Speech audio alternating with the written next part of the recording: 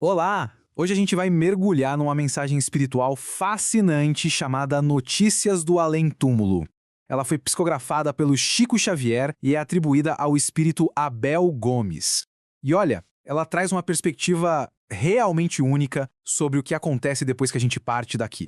A grande questão que essa mensagem levanta é justamente essa. A ideia central é que o nosso estado mental, aquilo que a gente pensa e sente, é o que de fato constrói a nossa realidade pós-morte. Vamos entender direitinho como isso funciona? Bom, o que o texto nos conta é que essa passagem é uma experiência totalmente individual. Não existe uma regra.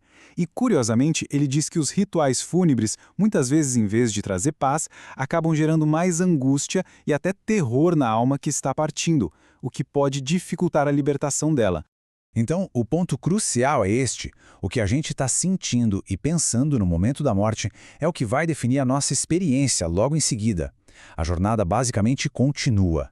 Ou a gente segue o caminho do bem que já construiu, ou fica meio que preso nas consequências dos nossos próprios atos. E por falar em ficar preso, a mensagem explica que muitas almas não seguem em frente logo de cara, sabe? Elas ficam presas aqui por algumas conexões bem persistentes. Vamos dar uma olhada nas duas principais razões para isso acontecer.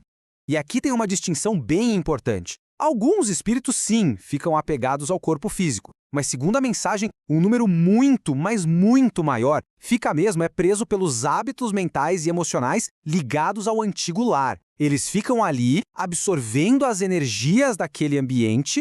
E isso nos leva de volta ao conceito central. A vida do outro lado não é um céu ou um inferno que já estão prontos esperando pela gente. Na verdade, é um reflexo direto da nossa própria consciência. Cada mente vive num cenário compatível com o seu próprio nível de evolução. Essa analogia é simplesmente fantástica para ilustrar isso.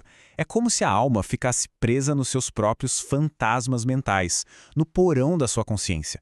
Ela não consegue acessar os andares de cima, os níveis mais elevados, e acaba vivendo num pesadelo, que para ela é a mais pura realidade.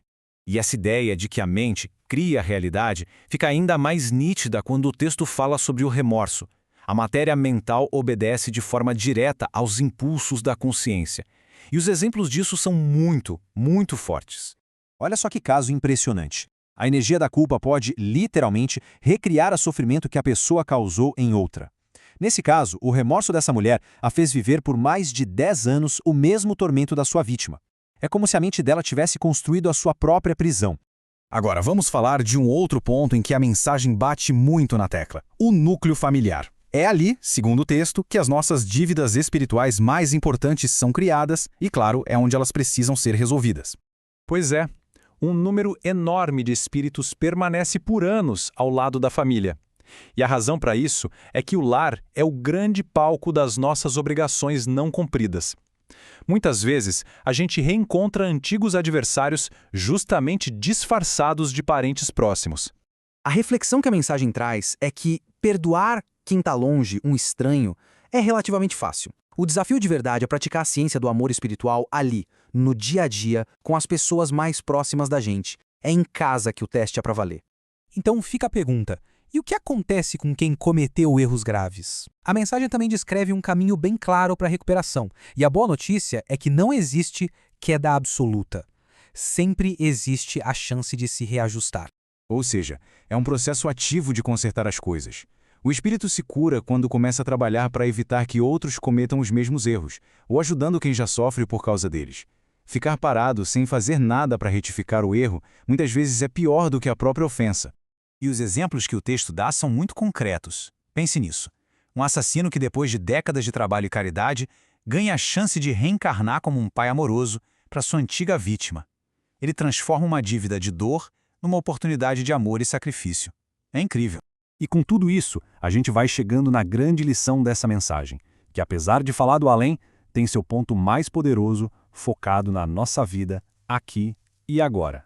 Para quem já está mais evoluído, a jornada não para por aí. Muito pelo contrário, ela continua em comunidades unidas por afinidade, por um propósito em comum. A vida e o aprendizado ganham formas que a gente nem imagina e a família alcança um nível de beleza e moralidade que ainda não conhecemos.